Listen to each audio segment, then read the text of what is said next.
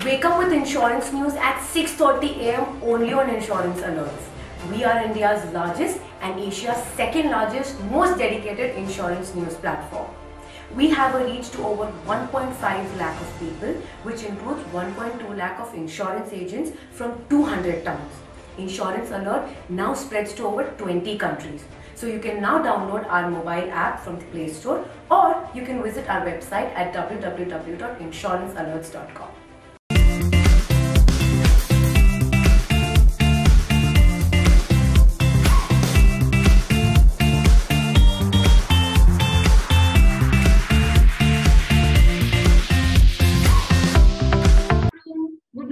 Good evening. We have people joining from all the time zones. So I thought, let me, give all the salutations. Can you all see me? Perfect. Yes, we can. Okay, awesome. So hi, everyone. I am Neha Agarwal. I am a IT sales specialist. So you would be thinking, what is this IT girl doing in the insurance forum? I am very passionate about women doing well in their careers. I want to see 1 million women on top. And I have two communities for that. One is Lean in Bangalore and second is Iron Lady community. And this passion of mine brings me here. Because of the community work that I do, I meet a lot of men and women on daily basis. And both tell me one thing, that Neha, we make lot of compromises. We buy peace in our marriage. But when men tell me this, usually they mean that they are not drinking on weekdays because of their wife's fear. They are just drinking on weekends. They pick up kids from karate class, or they heat food, or they order stuff online. Sometimes they cook also. But when women tell me this, that means a broken career. That means an aspiration that they had to let go of. That means a promotion that they could not take.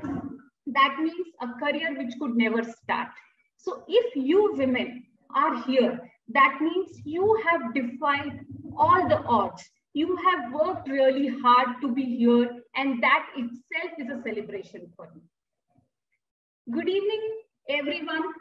On behalf of Insurance Alerts, I welcome you all on the third edition of SBI General Insurance Alerts Women International Confluence and Achievers Award. It gives me great pleasure to have you all here. This year is extra special.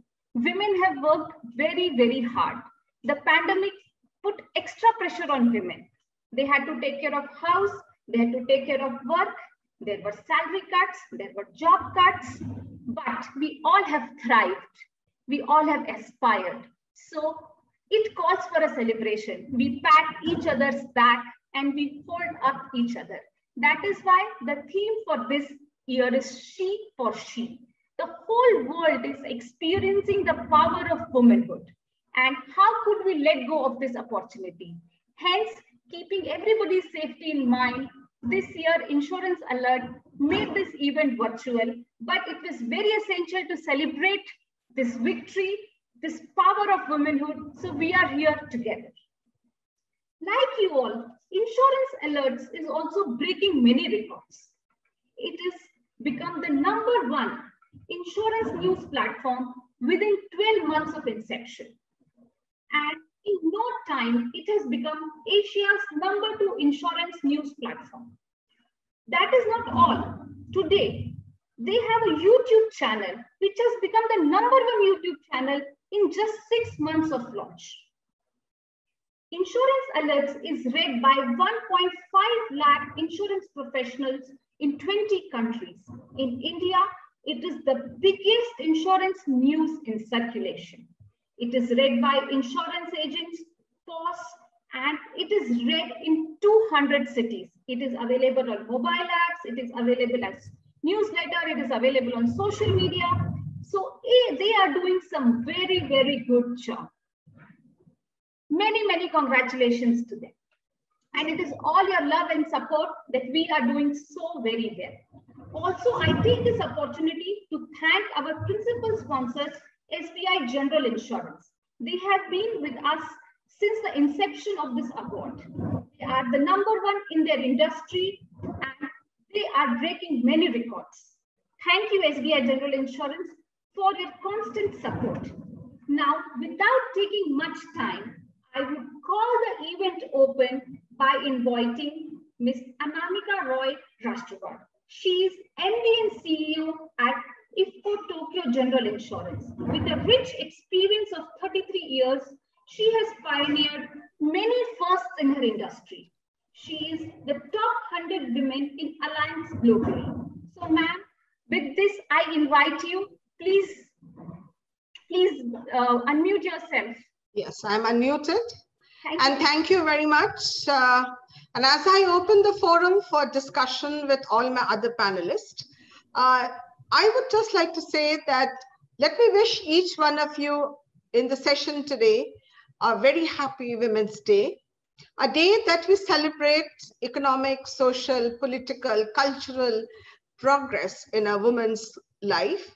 And be it not a rural or urban divide, it is a celebration for everyone. I must begin by saying I'm blessed being an Indian and being a woman. India has seen women from different walks of life, be it freedom fighters, be it our politicians, be it teachers, poets, writers, engineers, doctors, pilots, and CEOs of very large companies today. The laws here do not discriminate. It is sometimes what happens is a patriarchal mindset can pose some hindrance. So to begin with, I must say this, that women have emerged and have broken many shackles. The typecasts, they have called out systemic gender biases and have taken up roles that once was typecast as only men. So what could women do, as the theme says, she for she? I will begin with a very small unit, which is the family. I think it begins at home. Can we practice a he for she empowerment when a mother empowers her daughter or her daughter-in-law or her sister to be empowered in decision-making of very important issues like buying properties, buying insurance, and issues which are not what is the menu for tonight? I think it begins there. It also begins by empowering your son to choose his own wife. I think that's also a very big empowerment. So when we empower our children at that level and at a dining table, I think it is the beginning and sowing of a seed which we can then take to workplace. But is it good enough? Why then do we have a drop in working women across the rural and the urban divide? In rural areas, many of the jobs which women used to do before have been taken over by machines like threshers and a lot of farm equipments. Many women there today have taken up different jobs and have started practicing a different kind of passion, I would say. Look at the urban side. There has been a drop here also in the working women percentage. And that is not because women are not getting empowered.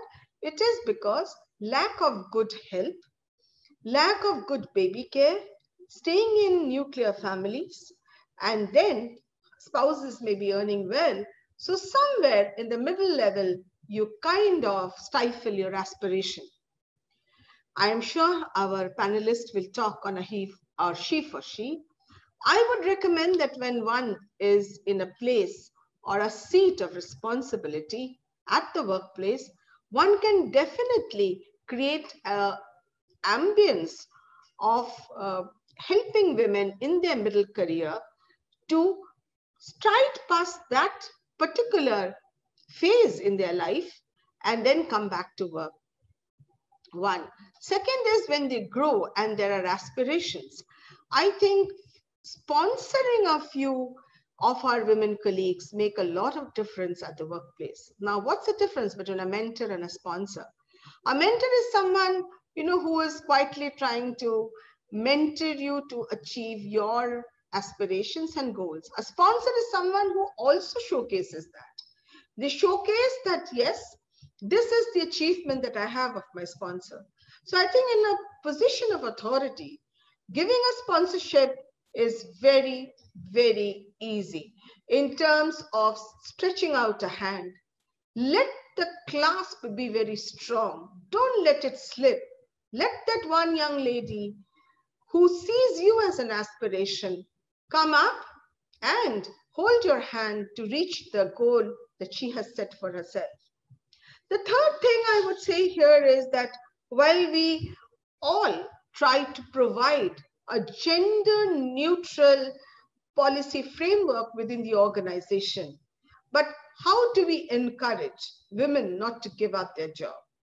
So a few things where we can do, and what we can do is that maybe sometimes it is found that we are too judgmental about people, and that also provokes a kind of self-defeating feeling.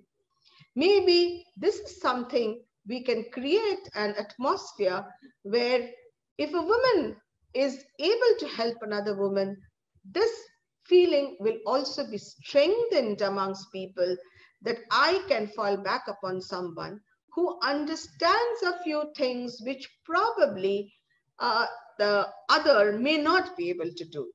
And being in a seat, I think it is our responsibility to provide that anchor and support for supporting women not to give up their career midway, to ensure that they're able to reach their aspirational goals, to support them at different stages of life. So it is not just childbearing is the stage where they give up. It is childbearing. It is, you know, then as they grow up, the teenage issues, then they go to college.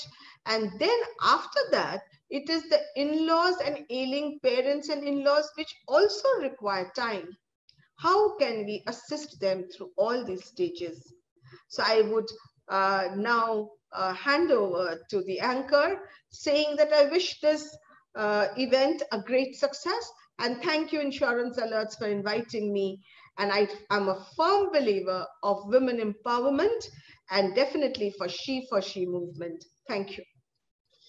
Thank you, ma'am. Thank you so much. It looks as if you spoke my heart out, saying women should be involved in decision-making process, whether buying a property or buying an insurance. That is so dear to my heart, and that is where the empowerment starts.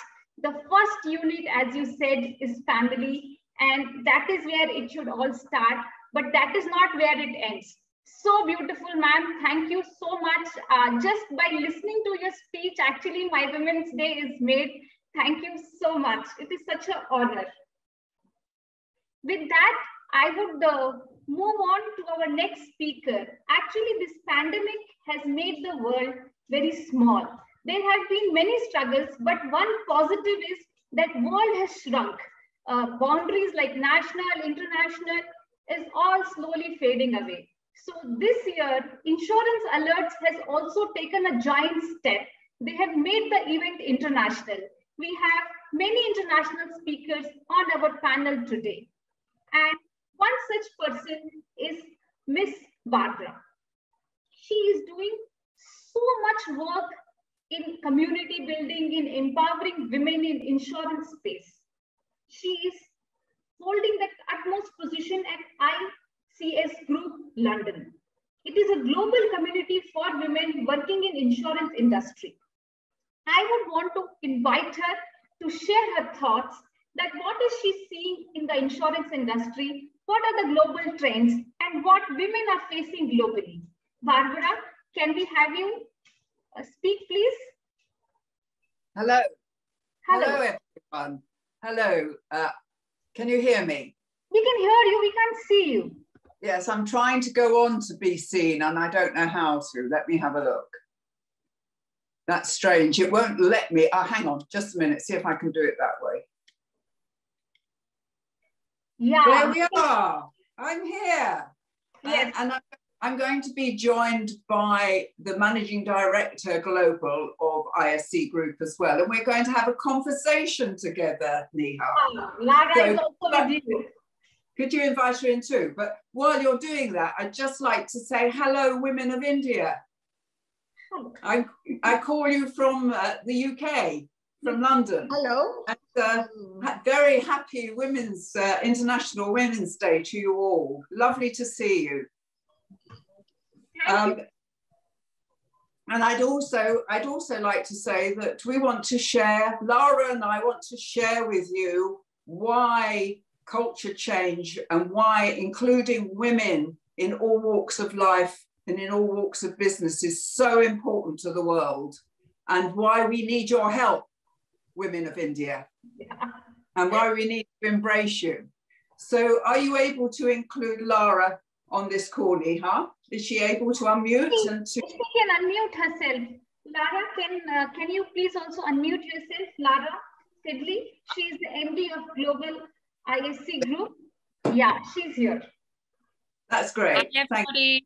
Good afternoon, good morning, wherever you are. Great to be here and great to be sat beside you, Barbara, as well.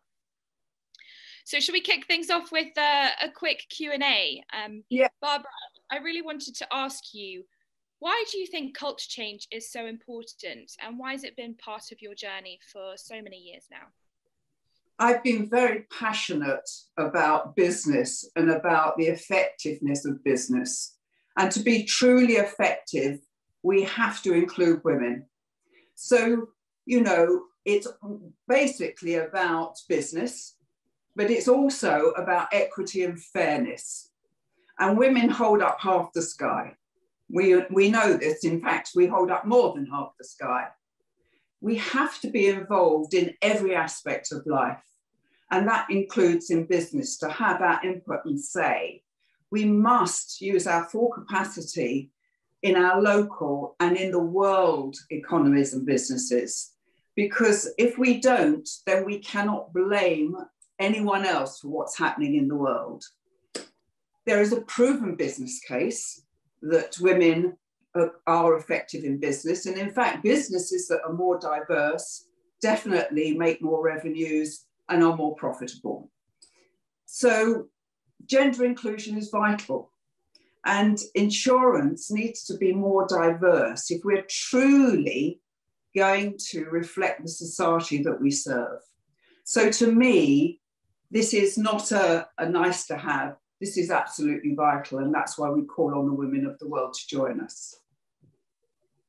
And it's exactly that, isn't it? It's calling on the women to put the time aside and invest in their careers. Why is it so important that women carve out this time in their week to put themselves first and really focus on their career development? Because it's not good enough for us just to work hard and be excellent. Because every woman I've met in business puts an extra effort in. So it's not about that. It's not only about that. It's not only about your professional qualifications. It's also very much about making your position in the world. And Amika talked about how important mentoring, how important sponsorship and also coaching is. And we need to reach out. We need to build community in order to be able to support each other. And that's what She for She is about. You know, we need to reach out to each other. And when I first started Insurance Supper Club, now known as ISC Group, when I first started that, I reached out to the women to see how we could to come together to support each other and to actually make our voice heard. Because the more of us there are, the more our voices will be heard. And eventually we will just be in the fabric of business and there will be no second thought about it. But until then, we need to get together and really increase our courage. And you touch upon a really key point there, this word community. What does community mean to you, Barbara, and why is it so important that you have it in your business life? I observed from early in my business life that the men that I work with, and I've always worked in a male-dominated industry, made their friends early, probably from kindergarten. and they actually supported and helped each other.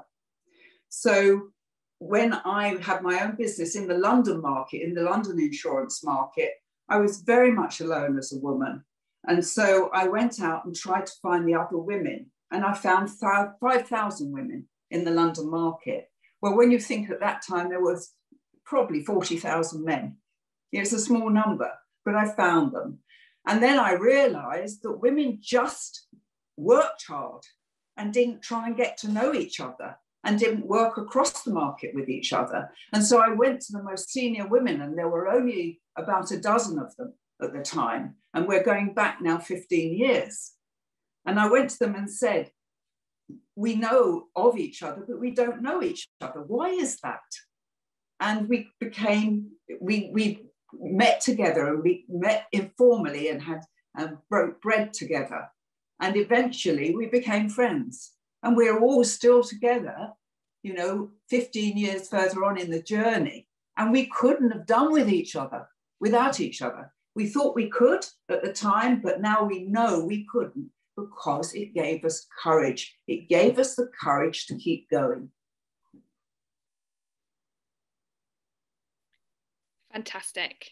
And I think the key takeaway from us today is that we would love to extend our community out to the women in India. This is really our way of saying general membership of ISC Group is available to every single person on this call. So if you resonate with any of the messages that we've said today, or just would like to know some more information, do go to our website. I'm sure we can share those details after this call, and get involved in the journey. We'd love to have you. Yes, and of course, I completely second that. And please do go to our website, because, in this virtual world, we can all reach each other. It's vital we do. We look forward to welcoming you. Thank you very much, Neha. Thank you so much. I personally resonated so much with this message, because I believe that community is your insurance against obsolescence. If you are in a community and you have other people supporting you, you will never be obsolete. You will always be learning new things, and coaching and mentorship can really fast forward your career. I'm a huge pro for both of that. So I really enjoyed this conversation, and I'm sure women out here are going to hugely benefit from this community. Thank you so much. It was so wonderful to hear you. With that, I would invite little more international perspective. I would invite Mariam here to come and share her perspective. She's a very fun-loving person. I had a very interesting chat with her just before the meeting started, and she told me something very nice, that she's a professor, but she's a very fun-loving professor, and her team says that she can find something positive in any situation, be it any situation. She turns it around with her positivity. She is from Aviva Chair in Risk Insurance. She's a professor in banking and finance. She's president IFABS. She's co-director Global Center for Banking and Financial Innovation. And when you see her, you will find such a positive person. Mariam, please, over to you. Thank you very much. Hello to you from United Kingdom. I am not working in insurance industry, but I'm a professor in risk and insurance. So I hold Aviva Chair in Risk and Insurance. My research is about insurance, and current research that I'm doing is on InsurTech, which is funded by British Academy. So today I would like to share with you my opinion about fintech and insurtech related issues. If fintech, insurtech has a gender diversity problem or not. And before that, let me share with you some statistics. As you know, there are a number of outstanding women leading the way in the fintech and insurtech industry in the UK, as well as India and in other countries. But we have some concerns about the overall representation of women, because this remains extremely low at the leadership level and throughout the workforce. Some statistics from last year shows that less than 30% of the UK's fintech workforce was female, and less than 5% of them are CEOs, despite women representing around 47% of the overall workforce in the UK. So the challenges are across the board. And there is only 17% of senior fintech roles are held by women. When we look at founders of companies selected for the fintech 50, it shows that out of 180 men, and there are only 6 women. So that's just over 5%. And when we look at the fintech boards, women represent only 14% of the boards. And this is far below the banking sector, which reached around 23% in 2019.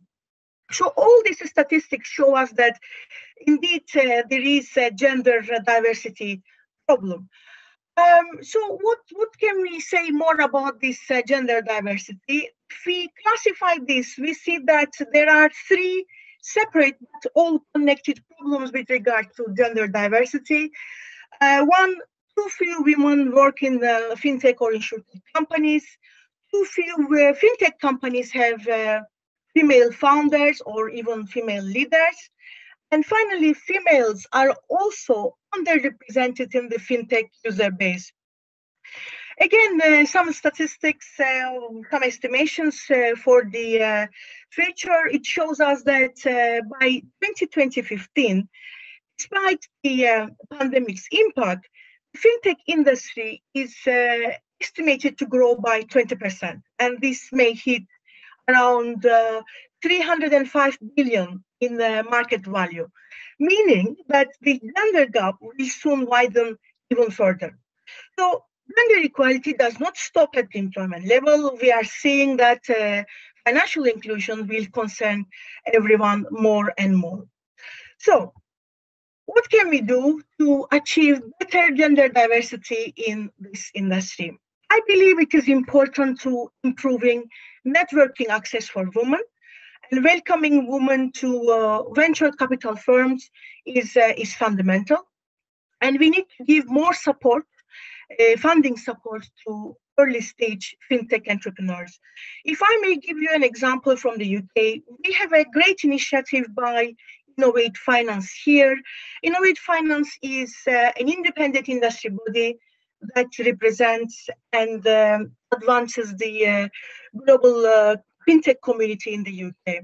And their mission is to accelerate the UK's leading role in the financial services sector by directly supporting the next generation of technology-led innovators.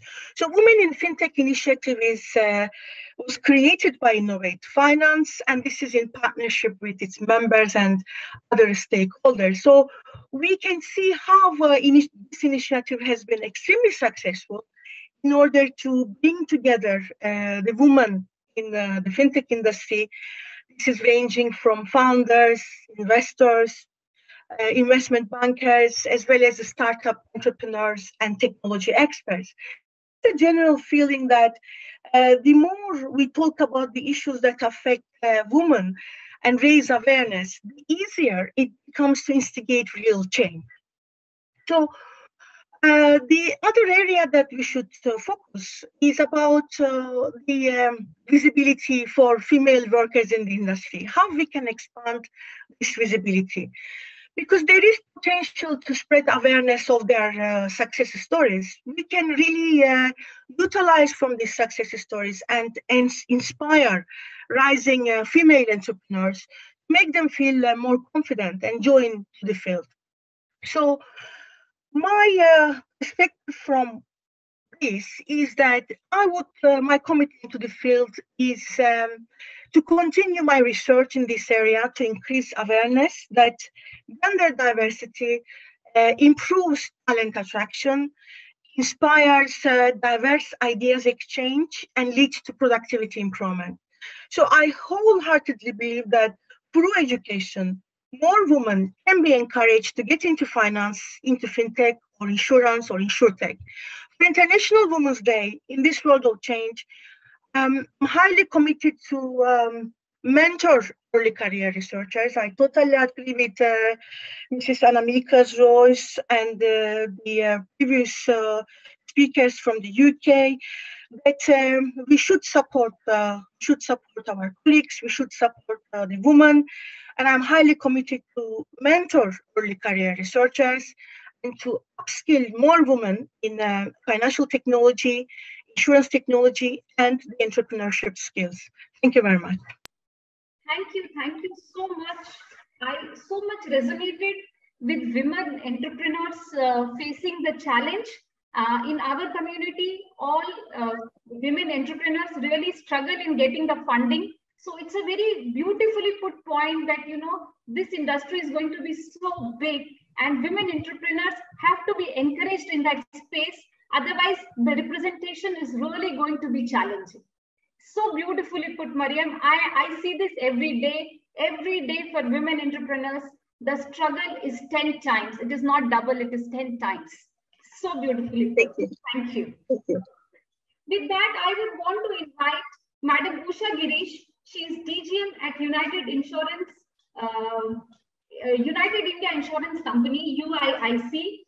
She is running the Mumbai division there. She has 25 offices under her and she has applied to catch, but she has been kind enough to accommodate this. Ma'am Usha, thank you so much. And I share a common passion with her. She feels that life is all about rhythm. She's very passionate about dancing, and so am I. So I really connected with her on the topic of dance before we opened this session. So ma'am, over to you. Thank you, Neha. Hello, everyone. So good evening, good afternoon, good morning, according to the time zone where we are in. Yes, like Neha said, I'm Deputy General Manager working with United India Insurance Company, a company that has been in the industry for over 84 years. Being from the government sector, we have managed to maintain our second position throughout the years, though we have reputed players coming in the industry.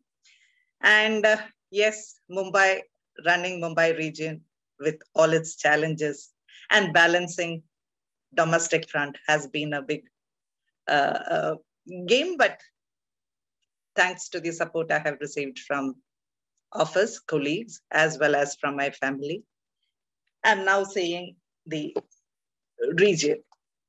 So at the outset, I think before I go on to the topic also, let me record my thanks and appreciation to Insurance Alerts, Vivek and Usha Jain, who have wonderfully,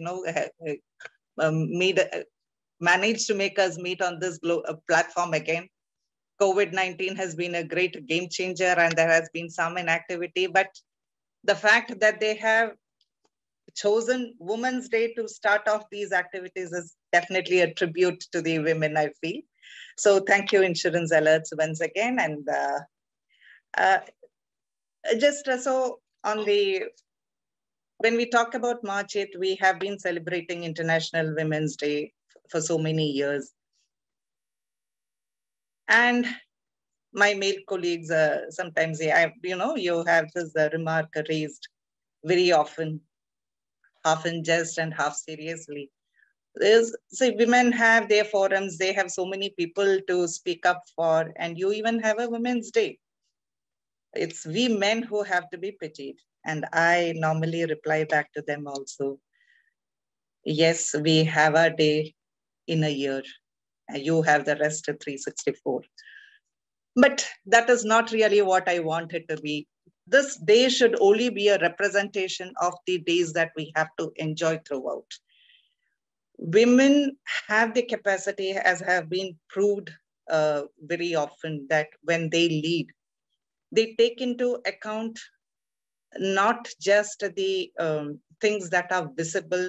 They, with their intuitive powers, with their sixth sense, they are able to create, get into that empathetic role and do well for everybody. And That I believe is a success, that when women lead, there is happiness all around.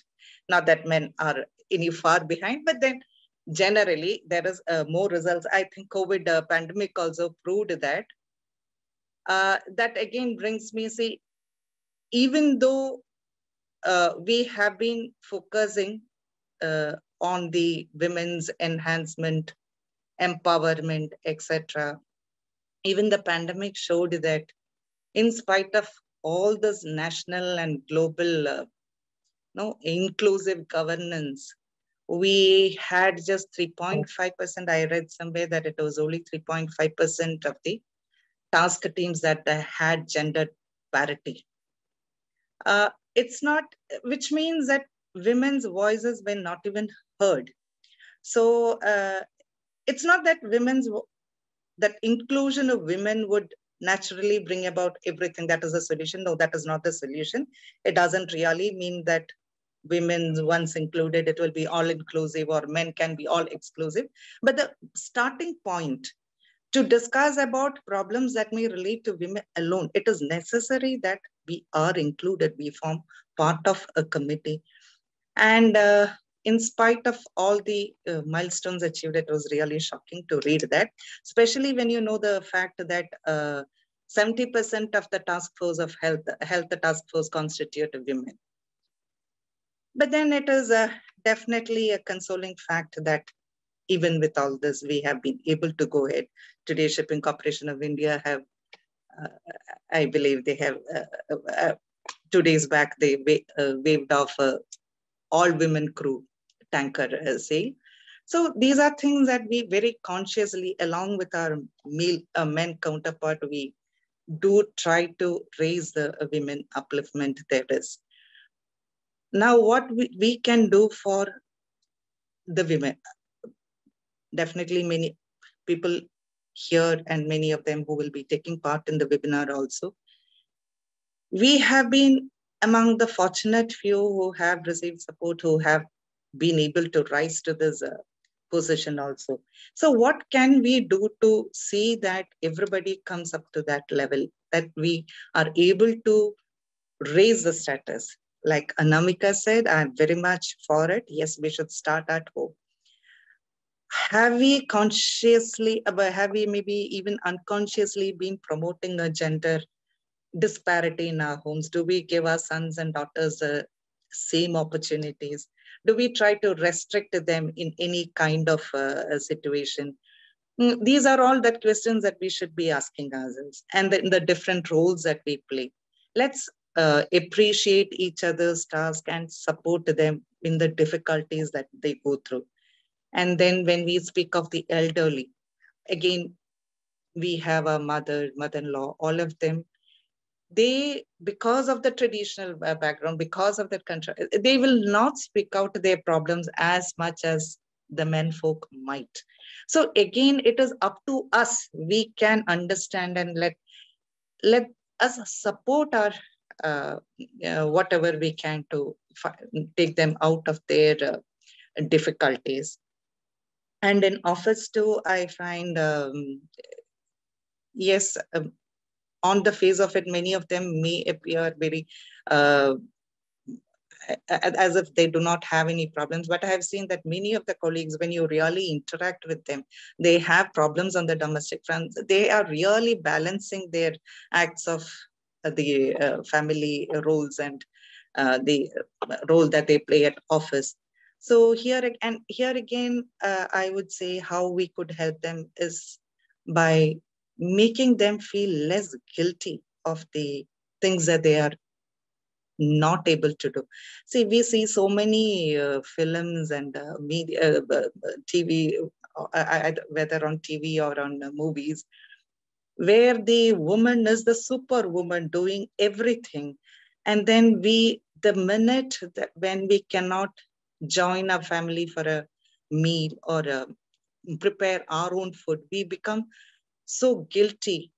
But that guilt is not really promoting any, it does not really have a positive outcome at all, whether it is in the domestic front or on the job front. So we should tell them it is okay. Once in a way, it is all right to do that. We have our priorities, and if we are giving it our best, that is the best that can be achieved. So this is it, that we have to be with them. And then I also have had, see, there is a saying that behind every successful man, there is a woman behind. Even in every successful woman, I think there is a woman behind. We have the example of Shyamala Gopalan Harris, whose daughter rose to the highest position, and who, according to the reports, she taught her resilience. And according to Kamala Harris, she is the reason for everything. So where else, what else, where else do we have to look for a role model? So with all this, let us lend a helping hand to the others in the society, and let's hope that we achieve the gender parity in few years, not like the 130 years that I have seen the reports that it will take to achieve. So thank you, Neha, and it has been great participating in this event. Thank you, ma'am. Thank you so much. I resonate so much with that guilt. I have a daughter who is writing pre-boards now, and soon she would be writing board exams. And I miss some of the parent-teacher meetings, and sometimes I'm busy, and I could so much relate to the guilt part of it. And my mother leaves no chance to make me feel guilty. That's great. That's great. I never did this when you were giving the board exam. And I keep telling her, please don't say this. It really makes me feel very sad. But my daughter, on the other hand, is very supportive. And she says, from one queen to another, we will settle it later. That's she for she, yes. She for she. Yes. So it is so beautifully resonated, ma'am. Thank you so much for saying this. The guilt is real. People who have young children, who have ailing parents, really go through this guilt, and it is up to us to make them feel better. The least we can do is at least make them feel better. Anyway, they're killing themselves with the guilt, and if we can do our 2 cents, it makes a huge, huge difference. Thank you so much, ma'am. With that, I would want to invite Ms. Irani Roy. She is an HR specialist. And I have a request, Irani ma'am, if I can make. See, this Women's Day is not a holiday. Usha ma'am said already men talk about it. But in countries like China and Afghanistan, it's a holiday for women. Every time when there is a celebration, I have to really bunk office and come. So if, HR fraternity can take it up, at least a half day for celebration would be really, really nice. You are from HR, so I thought, let me put my request on record that this is a public demand that we should consider a holiday here. Over to you, ma'am. You are an HR specialist. You have held leadership positions, strategy, consulting, business experience. So it would be so nice to hear from you. Over to you, ma'am. Thank you so much, Neha. It's a pleasure to be with so many esteemed women, and really feeling great to be part of this discussion. When Vivek did mention, I did ask him, what do you want me to speak on? He said, it's she for she. Speak on whatever you feel like and whatever comes to your mind. But I'll keep it in the context of Women's Day. But let me answer you first. Deep down, Neha, do you really believe that Women's Day celebration just can be compensated with a half day of a holiday? I really don't think so. So probably if you would have asked, every day an hour, because I generally believe, sometimes this morning we were laughing, saying feels like a birthday with so many wishes coming. But my belief is every day is Women's Day. Every day is a celebration of womanhood, because we together bring in the balance in the society today. So if you were to ask me, I would demand of you that, we just are recognized daily for what we are, and not for this one day a year. That's what I very strongly feel about. When we talk about, and I was mentioning to you, and I have Miriam and Barbara and from UK, and I have lived in many countries, including UK, and worked there. And what deep down in my travels, in my communication, in my interactions with women, what I've realized, sometimes we think it's an India problem, and sometimes we think it's a Middle East problem, and sometimes we think it's a Europe problem. But believe you me, the problem is universal. When you start to interact with women at a woman-to-woman level, you will hear the same angst, the same frustrations, and the same feelings and emotions that come with just sharing with honesty. And the first thing, which is very important for us to understand and realize, given that it's an insurtech event, is that insurance industry, for one, is where we actually have an opportunity to celebrate and get more and more women in the work stream. The industry resonates with, the value of life. And there is no one better than a woman and a mother who understands the value of life, because she brings life to earth. And therefore, I think that one thing, that opportunity that you see in our workforce and our agent workforce is a really untapped opportunity, according to me. Insurance is one sector where you really don't have to teach women much on what it is about. They come with that innate feeling. But if you were to ask me and my experience of working with women across the spectrum in the workforce, when you deeply connect with them, the one thing they say is, we have seen enough inspiration on social media. We've seen enough talked about of some women who are doing great, but can we have role models closer home? Can we have role models in our own organization? Because then it makes it real for us. We know there is this one woman astronaut who traveled and who came back, but that's not real for me. I am working in Max Life. How can I become real and how can I grow? And I think that context of achieving that for an individual at the space and moment that they are in today's life event and life stage is very important. While we all draw inspiration, and we all draw inspiration mostly from our mothers and our families, it's very important to find real life models to inspire us at our workspaces. The second thing that I really want to talk about when it comes to She for She, which is most important for me, is for allowing another woman to just discover her happiness, the safe space of happiness. Most times, it's said that a woman, when she is reaching adulthood, starts planning for the baby she's not had or the partner that she hasn't, yet met. Yeah. And therefore, it's very important to say what is giving you happiness and what is your personal happiness statement, and just help her achieve that. The happiness is very contextual and very, very contextual at the event, at the life stage that you are, at the career stage that you are, at the role you are holding. And your motivation is very different from the next person.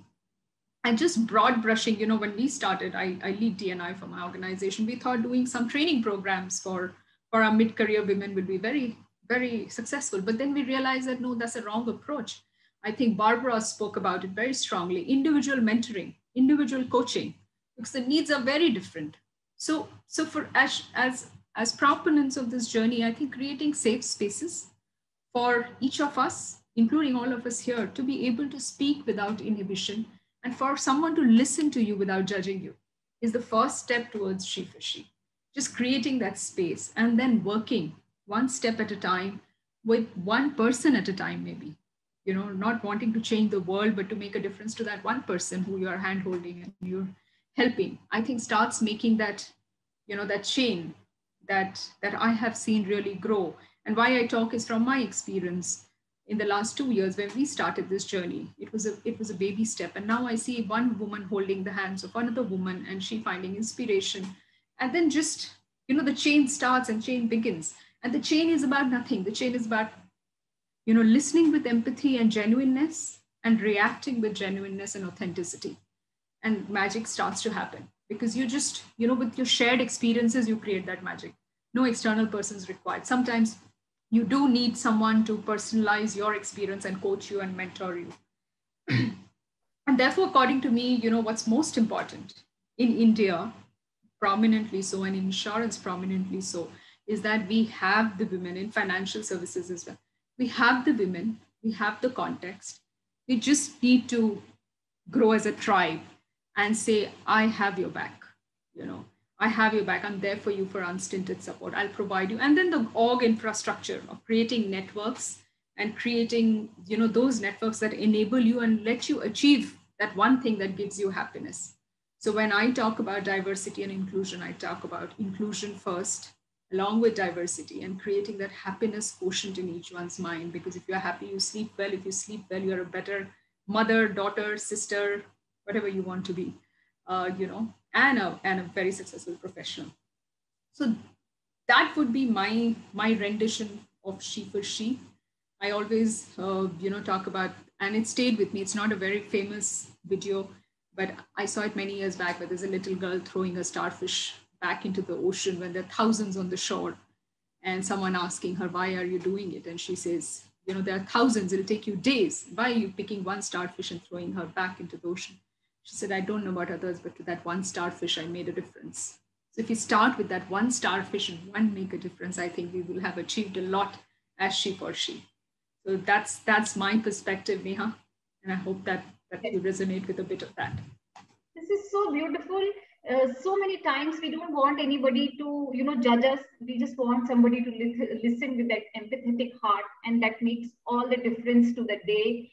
And I could not agree more on the happiness part of it. You just spoke my heart. If you are happy, you will do so much better as a parent, as a daughter, as a wife. And if you are unhappy and you have all the time on this earth, the tasks just pile up, you don't finish them. And if you're happy, let there be a load full of work, you just finish it like that. So happiness plays a very important role in productivity. And I'm a live example of that. I am a jack of so many trades, but I'm happy, so I just keep doing it. And when I'm not happy, I don't even move from my chair. So happiness makes all the difference in life. One has to be happy to be productive. And when somebody listens, it makes so much of a difference. And on holiday part also, I agree with you that, every day is a Women's Day. But see, there are 500 missed calls, and now I will have to read them. So it happens. Okay, I concede to you. It happens in March, and March is our financial year end. And one day not there, people are like, "Kahan chali gayi ho tum?" So I feel ki yaar. Tell me about it. Some people also told me we run a diversity week, actually an inclusion week, that culminates with today. So we celebrate 1st to 8th March, and people said, can't Women's Day be shifted to say a Jan or a Feb, because March is a year-end closing. So this is where I am coming from. Absolutely pleasure. Thank you so much. Such beautiful. Pleasure's mine. Thank you so much. I would want to change gears a little bit. We spoke a lot about our professional experiences. I would want to invite Sangeeta Sethi ma'am to render a small poetry for us. Let us change the mood a little. Can we have Sangeeta Sethi ma'am, please? She's from Life Insurance Corporation. She's the administrative officer there. Yeah, here she is. Ma'am, over to you. We are very eager to listen to your poetry. Ma'am, you're on mute. You have to unmute yourself. Yes. Namaskar. Good morning, good evening, whatever the time is. और सबसे पहले मैं विवेक जैन जी का बहुत धन्यवाद करना चाहूंगी कि जिन्होंने आज मुझे इस इंश्योरेंस इंडस्ट्री के इस इतने खूबसूरत वातावरण में मुझे बुलाया। बहुत ही खूबसूरत संचालन नेहा अग्रवाल जी का चल रहा है, और मैं इंडस्ट्री के इतने बहुत ही प्रोमिनेंट लोगों के बीच में आज अपनी पोएट्री कह रही हूँ। जो बात उन्होंने अपनी शब्दों में कही, मैं उन्हीं बातों को कविता के रूप में लेकर आई हूँ। मैं कविताएं करती हूँ और मैं भारतीय जीवन बीमा निगम में प्रशासनिक अधिकारी के पद पर कार्यरत हूँ मुंबई में। मैं आपसे ऐसा बात करना चाहती हूँ कि हम बहुत दशकों से ये महिला दिवस मना रहे हैं, और हमारे दिल का जो एक कोना है वो धीरे धीरे बहुत डेवलप हो गया है, और अब हम एम्पावर वुमेन के रूप में आ चुके हैं। जब हम बहुत छोटे थे, हम ग्रो कर रहे थे, टीन एज थे, तो हमको कुछ लगता था कि हम कैसे महिला के रूप में है। उस समय की मैं आपको एक छोटी सी बानगी, छोटा सा एक उदाहरण कविता के रूप में सुनाती हूँ कि जब हम ये कहा करते थे कि विलाप करते थे, थोड़ा परेशान होते थे कि मैं नींव तेरे मकान की, कभी खुदी कभी चिनी, हिली नहीं वहीं रही, कि हिली नहीं वहीं रही, बनी रही मैं नींव तेरे मकान की। मैं चाह कभी बनी नहीं मकान के कंगूरे की, मैं चाह कभी बनी नहीं मकान के कंगूरे की, सजाती रही औरों को अंधेरे में मैं खुद रही, मैं नींव तेरे मकान की। उन पत्तियों से पेड़ की धूप रोक छां बनी, कि उन पत्तियों से पेड़ की धूप रोक छां बनी, झुलसी जब समय चक्र में पीली बन मैं झड़ी, मैं नींव तेरे मकान की।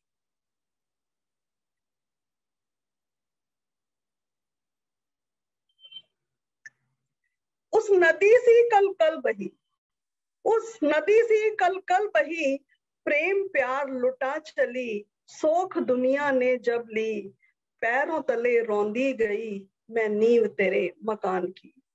तेरे पैरों को जमीन दी, मैं पुरुषों की तरफ इशारा करके बोल रही हूँ कि तेरे पैरों को जमीन दी, तेरे पंखों को उड़ान दी, जब तुझे लगा मैं व्यर्थ हूँ, जब तुझे लगा मैं व्यर्थ हूँ, मोक्ष आत्मा सी हुई मैं नींव तेरे मकान की। ये बात तो उस समय की है जब हम ग्रो हो रहे थे, सशक्त हो रहे थे, विलाप करते थे, प्रलाप करते थे।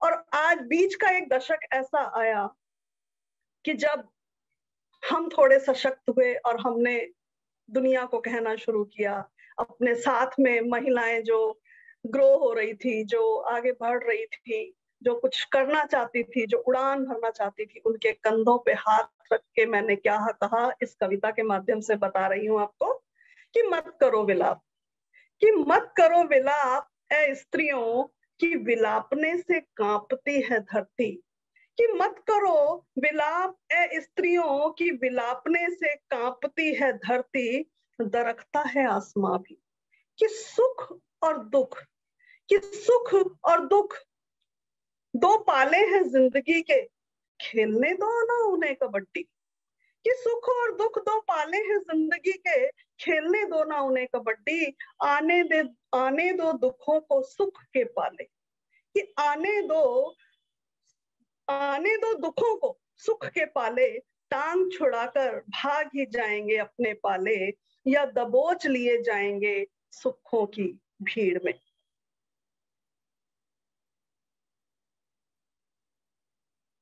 कि मत करो विलाप ए स्त्रियों, कि मत करो विलाप ए स्त्रियों, की गरजने दो बादलों को, बरसने दो, भिगोने दो धरती को, आने दो आजादी।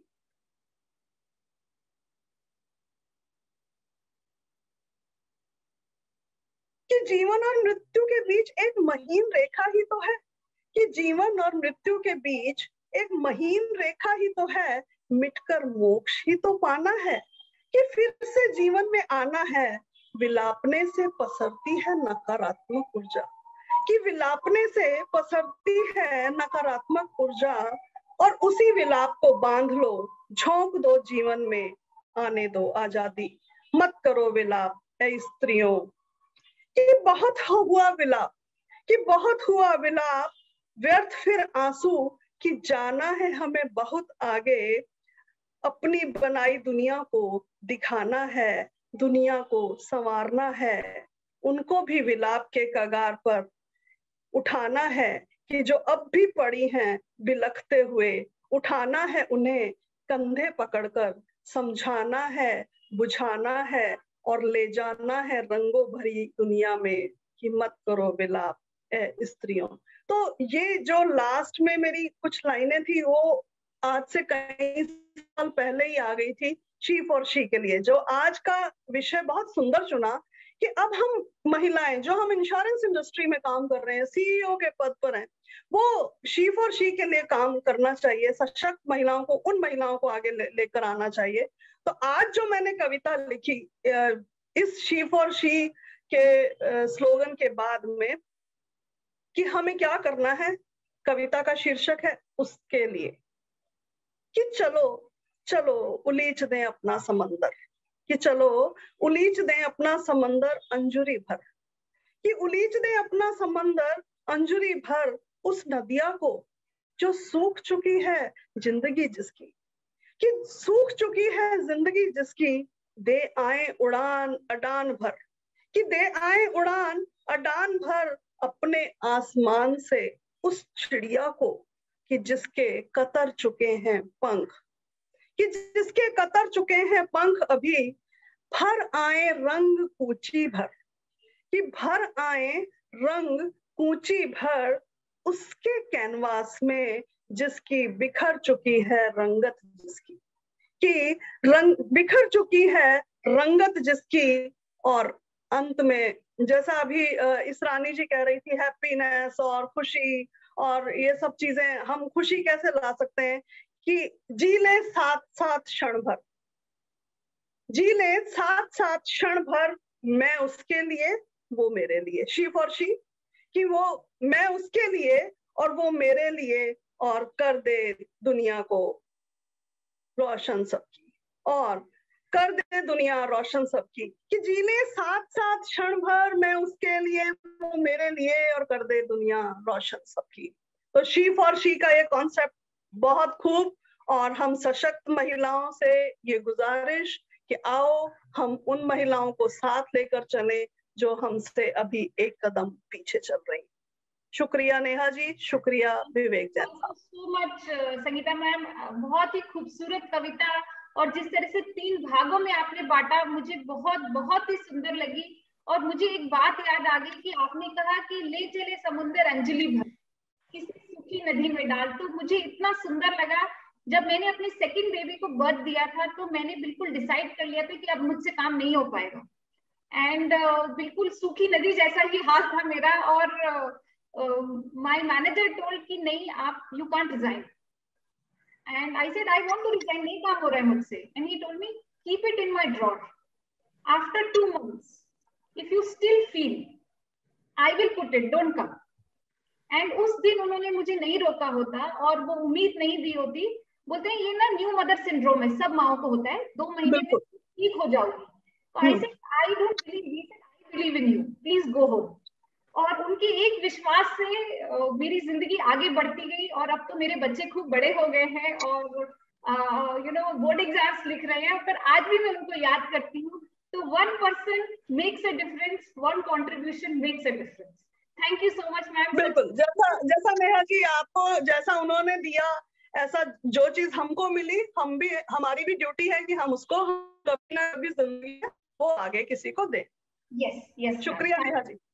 Thank you so much ma'am. I have a request. Can I request all the panelists to please switch on their cameras? We want to take a beautiful picture. We want to capture this moment. Yeah. Yes. Awesome. Can we have everybody on cameras, please?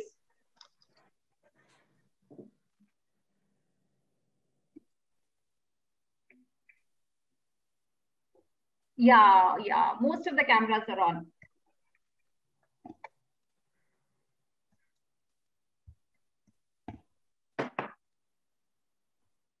One second, I will click from my camera also.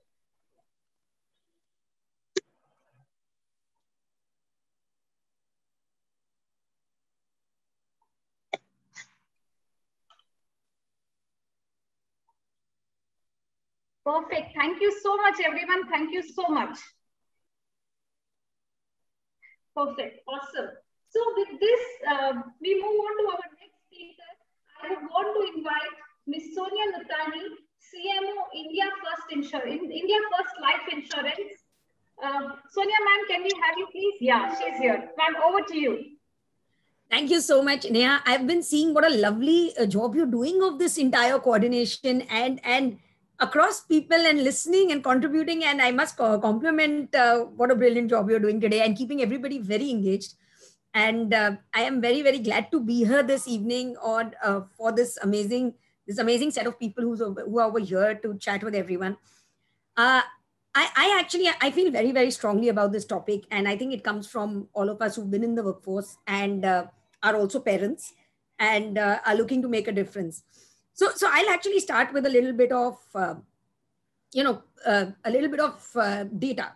So, today in India, 48.1% of the population are women. how many of these people actually belong to the labor force? It's less than 20%. Now, people like a lot of us over here are part of the insurance industry. We also know that from our customer base, there is less than 25% that is typically women at an average, at an industry level, even for individual companies. So we see more than 70-75% of our customers are typically men. So this is a very clear aberration we see. So while today we are all half the country, we just keep dropping off the grid. We are not part of the labor force. We are not part of the insured population. The question is why? Why are we not there? It's because there's no economic value attached to the outcome that we are providing. So we are all there. There's this amazing saying that says, the hand that rocks the cradle rules the world. We are the biggest influencers. We influence our children like nobody else. We control our families, literally. And I'm not saying this in a bad way. We decide what's made for dinner. We decide if the bed sheets are changed. We decide कि दवाइयाँ होंगी कि नहीं. We decide कि doctor के पास जाएंगे कि नहीं. We are the ones who actually run the show. We may get help.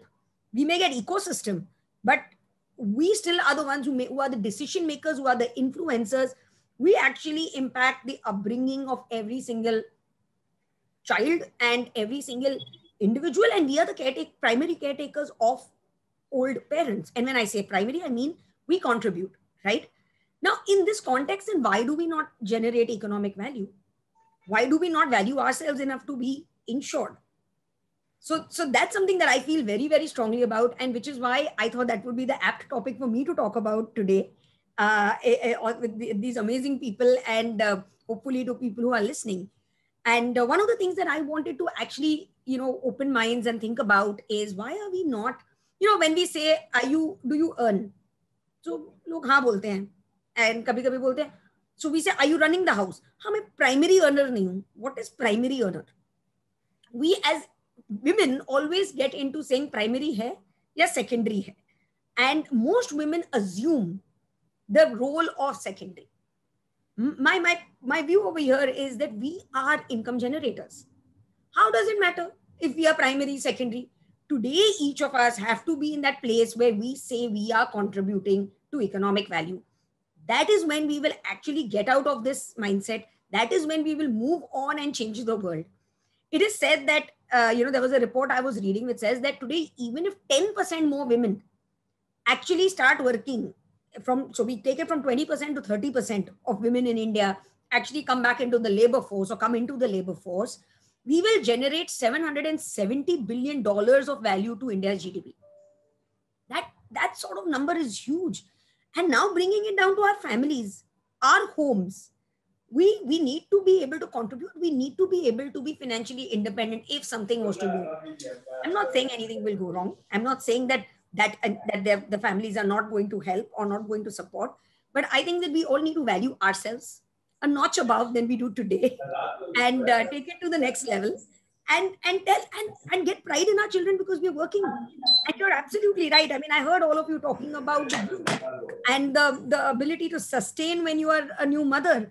And I've been through exactly that. And I know what you're talking about. And you needed that one person who came and held you back at that point in time. It could even be your own family members, but who told you, 3 mahine aur nikal le, you never know how you feel after this. In my case, it was my husband. He said, listen, you are not going to be able to sustain if you didn't have intellectual stimulation. 3 mahina aur kar le, agar acha laga, uske baad decide karna. And I sustained. And I sustained, it's been a decade and I'm sustaining. So my other point of view is that, say you do give up. Say that everybody's circumstances are different. There is no reason not to come back. It's a 40-year career. You decide when to work. You decide when not to work. You decide you want to be self-employed. You decide you want to be an insurance agent. But you need to be financially independent. You need to create economic value. And the day you do both these things, you are going to make a difference. So my call out to all the women out there who are working, people like us, is ensure that your colleagues work. Ensure that anyone who's dropping out in your team, you support them. I keep telling my team members, flexibility और concession में फर्क है. तुम अभी 5 बजे शाम को नहीं बैठ सकते हो, मत बैठो, तुम घर जाओ, बच्चों को स्विमिंग क्लास पे ले जाओ, फिर घर जाके उनको खाना खिला लेना, 9 से 11 बैठ के काम खत्म कर लेना. क्योंकि आज हमारे पास लैपटॉप है, आज हमारे पास मोबाइल फोन है, आज हमारे पास इंटरनेट है. कोविड हुआ तो सब घर से काम कर रहे हैं ना. तो बाकी हम विमेन को क्यों बोलते हैं कि तुम नहीं आज 5 बजे ही करो? वही काम आज होना है ना, आज हो जाएगा. So I keep telling my team, don't ask for concessions, don't deviate, deliver, and you have the flexibility. We are standing by you. The company will not make concession. That's when we fall out. That's when our, they say the pay gap is at 65% of men. That is why we are paid like that. But I'm saying fight it. And today there's no better time than today because we are so enabled. And I think COVID has done a brilliant thing for women because now people have started respecting the fact that you can do work. So my call out today is for every individual to ensure that you at least ensure 5 more people work, 5 more women. I have a 50-50 team entirely, and I have 85 people in my team, and they are 50-50. I have half women, half men. And that's the sort of diversity that a person should look at and encourage. And I would strongly, that's my call out to everybody here today. I am very emotional about this. I think women should create economic value. There is nobody who's primary. There is nobody who's secondary. We have to create economic values for ourselves because we are independent. And then we want our children to understand that how important that is, whether you're a male or a female, doesn't matter. And that's what I would like to take back to my agents, to my customers, and to my colleagues. Sonia, thank you so much. I think that primary, secondary too is so beautiful. And every time when I am reminded at home that you are the secondary breadwinner, I keep telling them there is no secondary, there is no primary. My happiness is 3 P's, and there is a progress, there is a purpose, and there is peace. So if I am not progressing, if I am not independent, I will not be happy. So please allow me to progress. Don't hinder because I will not be happy. Otherwise, my happiness is more peace. Please live with it. Absolutely. So this is so beautiful, and ensuring that, we motivate more people to work is absolutely empowering, and that is what real empowerment is. And pandemic has proved that deliverables can be given at home. For all the international meetings, there was a huge push for me to travel, but now I can just do that on Zoom, and it makes me so much more happier. First time in my life I am doing international business. I am heading international business because of this pandemic. So actually, I'm very thankful for the pandemic. I am able to do what I was not able to do all these years. That's fantastic. I'm so glad to hear that, Neha. And I'm sure you're leading from the front and influencing everyone around you to make that difference. And I just want to add one last point. I mean, people assume it's the corporate world, and so we are talking like this. I am saying you be self-employed. You want to go get something, you want to make a handicraft business, please go ahead and do it. Just create economic value. It doesn't mean you have to swipe in and swipe out. Everybody is different. I mean, just because we love it doesn't mean others would. But create economic value. There's no pocket money to it. There's economic value to it.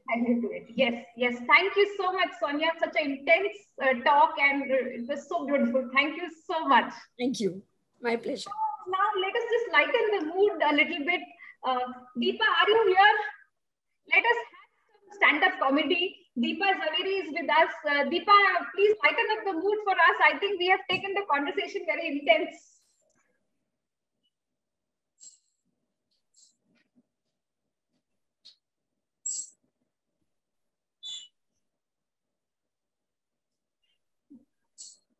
Deepa?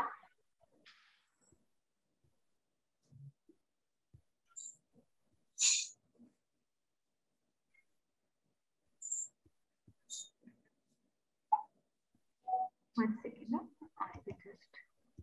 Yeah. Deepa should be here in a minute. I think she was in the panelist. Hi, Deepa. Hi, can you see me? Yes, we can see you. We have made the discussion very intense. So now it is up to you to lighten the mood. Stress tension begins. No worries. But thank you so much, Neha, for inviting me. And I am super excited to be part of this Estrogen Fest, if I may call it that. And a very, very happy Women's Day to all you lovely ladies out there. I mean, I've heard women say that, every day is a Women's Day. But I want to disagree here because today I went to the parlor to get my hair done, not because I have 2 corporate events, but because it had 50% off. And you know, you go anywhere, you go to a restaurant, you go to a shop, mall, you are a queen today, 50 to 70% off. So why not? You don't get this deal on any other day. So I love Women's Day and I'm happy for it. So yay Women's Day, yay Women's Day. All right. Audience members, if any of you have not been to a stand-up comedy show, let me tell you something. Keep your expectations low and I will live up to it. But okay, I have a time limit, so I'm going to start.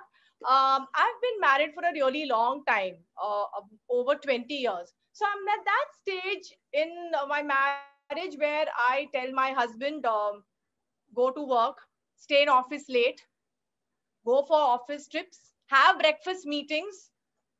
Unfortunately, his office colleagues tell him the same thing.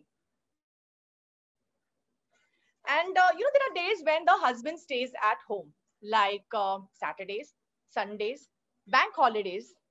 Yes, my life sucks. It is tough. Then there are days when the husband falls sick. Unfortunately, it happened to be a Monday. And the circus began. Oh my God, I'm feeling so tired. I'm feeling so dehydrated. Can you please open the door? Somebody's ringing the bell. I'm like, boss, you have a cold. There is no connection between your nose and your feet. You can easily get up. You're next to the door. See, it's like looking after a child all over again when the husband is sick. See, and when the husband is sick, he gives new meaning to the term dawa daru. Each time he takes the dawa, I hit the daru. Gin, tonic. Yes, that's a great combination, just saying. Anyway, audience members who've been in a long relationship, give me a cheer. Yeah, there are people, I'm sure, who've been in, yes. So you know how it is in any relationship.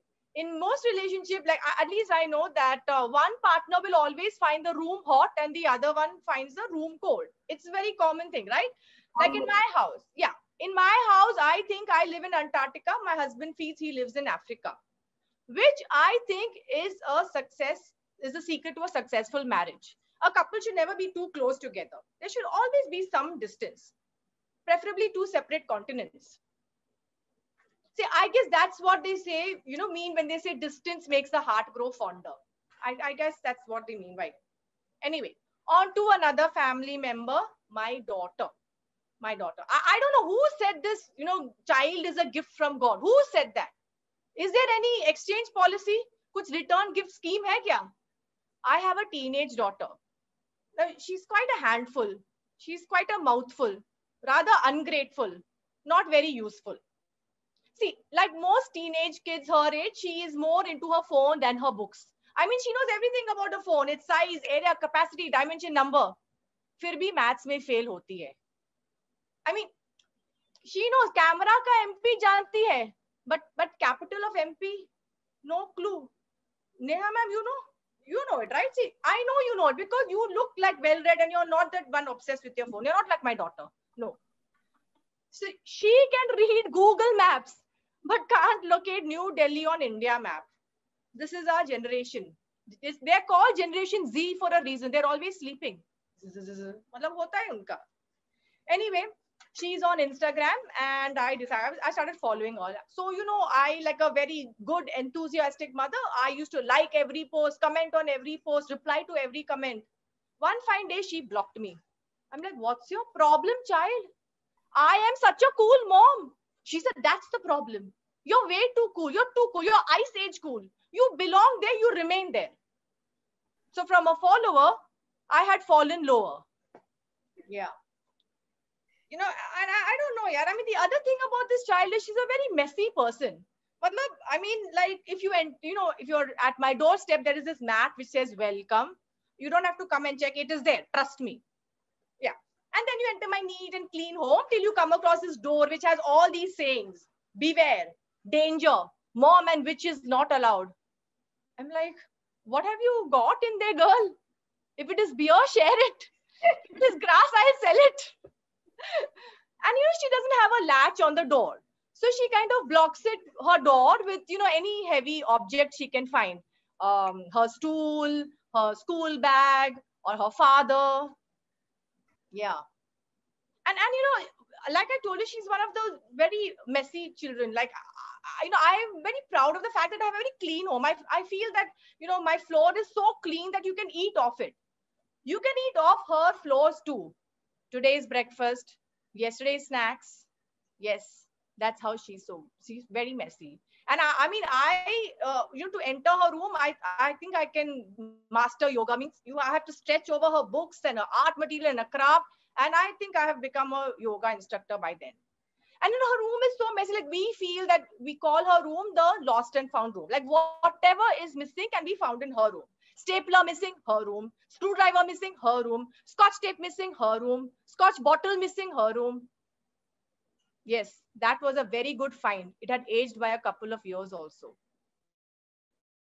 And imagine the nerve of the child. The bathrobe that I stole from the Marriott was found in her room. Bathrobber that she is. Absolutely no values. I don't know who teaches her all this. But you see, the other thing is, because she's so messy, I mean, I think the cleanest spot in her room is her dustbin. And she's, I think, she can be hired by our local municipality. She doesn't pick up her trash either. Any TV producers in the audience, please hire my daughter. She produces enough junk to show. Really. Anyway, she's obsessed with her phone, like I told you. So, she is so obsessed that she rings the doorbell like this with her thumbs. She rings the lift button, she presses this way. So I decided to do something about it. I'm like, I have to be a responsible mom somewhere. So like a good mother, I switched off the Wi-Fi. Out she comes out of the room. Mom, what happened to the Wi-Fi? And before I could reply, I heard my neighbors yell, ma'am, what happened to the Wi-Fi? Okay, guys, that's my time. Thank you so much, Neha. It was wonderful pleasure. And thank you, audience, for listening to me. Thank you so much, Deepa. But I have a confession here, if I'm allowed to make one. Please. It looked as if my mom is speaking about me. I am a mother, and you will hear that and more. You are lucky you got off lucky. You got off light, sorry. My mom says the same thing to me, and I'm always on my phone, and I'm, I am like that daughter who says mom and witches are not allowed. So yes. I relate. Now you know what we go through. If you're married over 24 years, you will also come across that. Your daughter is going to come back to you and tell you that. Yeah, and Instagram, so Wi-Fi. Yes. But I also want to tell all of you that please, while you guys are, succeeding in every field of, your lives, don't forget humor. It's an integral part of your life.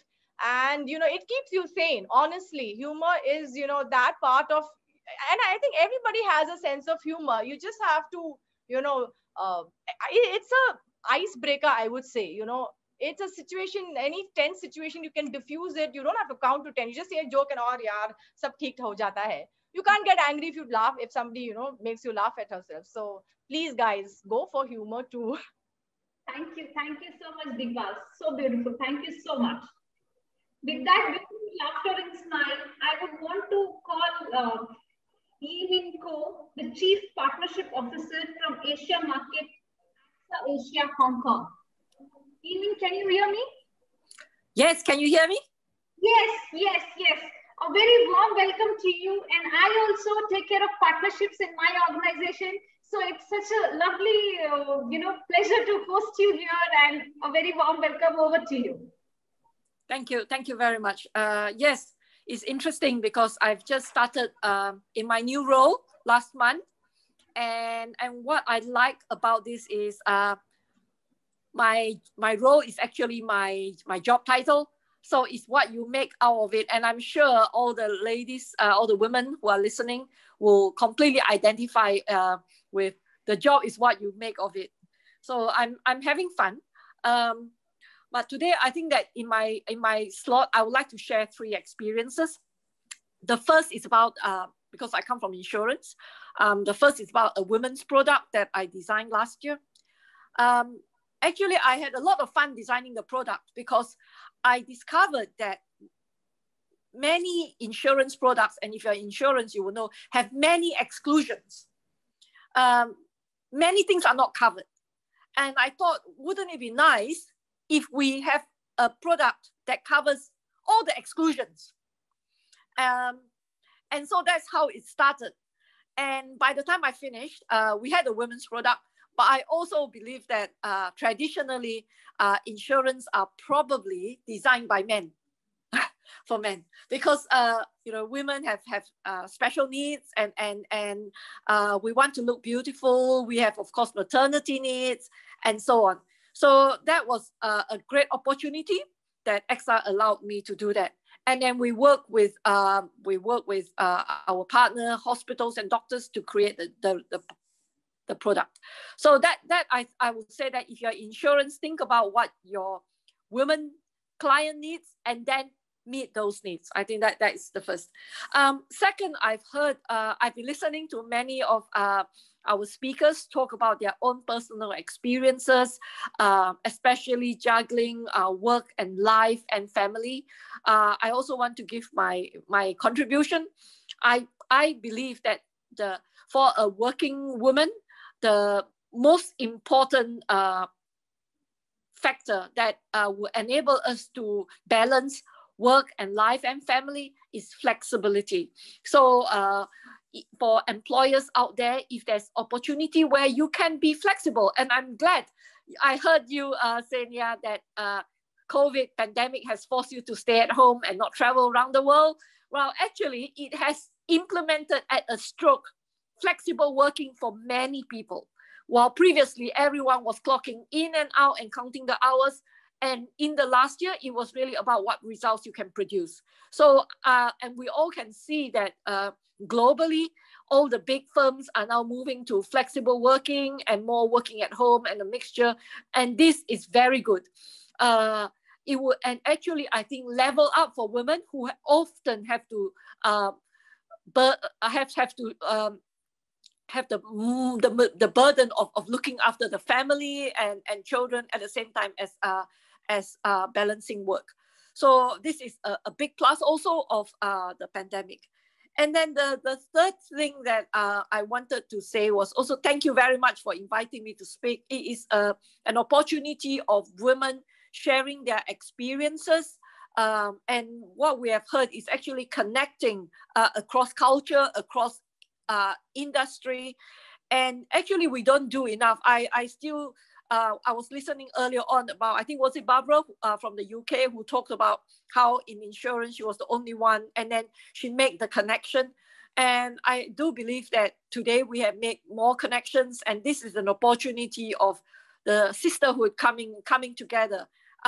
You know, so often when I talk to women, you don't have to say very much. When you just say like many of the stories we heard today, we all could identify without having further explanation. So I wanted to say that actually I have great admiration for women, for how they balance everything in their lives and still come out not only surviving, but thriving. And that really shows the resilience in women. And so I think today on International Women's Day, I'm grateful for the opportunity of sharing. And I also want to say hats off and well done to all the women in the world. I'll stop there. Thank you. Thank you so much. Such a beautiful point you said, that across geographies, across industries, it was same thought, it was all connecting, and all of us are connected by that same feeling. This is so beautifully put. Only after you said, I realized that I'm from a different industry, but I was resonating with every single point, every single culture. Such a beautiful point. Yes, all of us are connected by our stories, and more people we empower, the more empowered we get. Thank you so much. Thank you. With that, I would want to invite Supriya Rathi. She's Director, Anand Rathi Insurance Broker. Supriya, can you hear? Yes, I can. Hi, Supriya. Over to you. Hi, how are you? Thank you so much, Neha. Let me compliment you. It's been a wonderful session so far, extremely empowering, extremely energetic, and also, you know, it's a whole kaleidoscope of things, including some comedy and some poetry, and of course, all this inspirational talk by all of my colleagues here from the industry. Really happy to meet you, Anamika, Usha ma'am, and all of you from the industry. So thank you. Thank you so much for having me on this forum. You know, as I look back, it's been over 10, 12 years that we've been, and each passing year we've been, you know, upping the ante in terms of the way we celebrate Women's Day. And I might sound cliched, and I think we've all covered it in some way or the other, that, you know, every day is a celebration for women. And, you know, so why just one day? But, you know, now we have a Men's Day as well. We have days for everything. So, but so here we are. We can soak up our part in the sun, but really it's upon us, you know, and increasingly we've seen that come through. Yes. Empowerment of women is something that all of us resonate with globally.